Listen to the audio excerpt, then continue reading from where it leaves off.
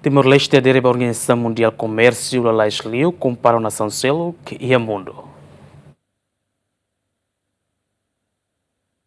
Vice-primeiro-ministro Francisco Calbuari-Lai, no dar coordenador adesão Timor-Leste da Organizasaun Mundial Comércio, acompanha junto secretário-geral OMK, Rony equipa, segunda a sormalo o presidente da República, Zeramos Horta, o recolher com a avaliação Timor-Leste, Niamba OMK, no mo serviço Sira, a foi sai membro pleno e atinan coto. Francisco Calbuari-Lai ateten e encontro ne presidente da República, to agradece a líder Organizasaun Mundial Comércio, também adesão Timor-Leste, Nien Lais Liu, compara nasaun seluk, liu de tinan hito saiu na membro pleno, enquanto nasaun balo, liu tinan sanulo, moço da sai membro pleno. Presidente agradece o serviço durante tinambara equipa nacional a moto como equipa WTO a moto e não é se pode ser outro atene de Ancata Timor-Leste hansa da fasta membro da nebe maktama ba WTO lalais liu na mundu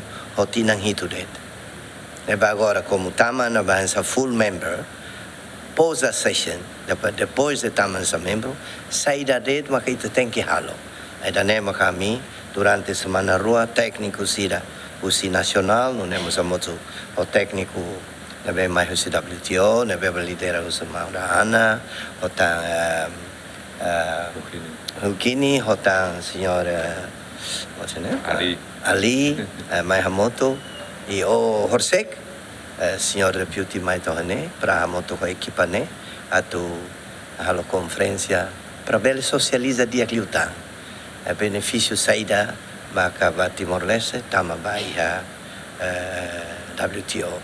E presidente o Solok Tebes congratula ba WTO não nos agradece saída maca sira durante né contribuiu o apoio para não né Timor-Leste tamanda ba nessa membro que tadi número 166 se ba ia na antes né 165 membro agora ita tamanda ba 166 e a membro bara uma renana balu até sira bela explica. I heard that some of the members still on queue. Many of them wait for 10, 20 years.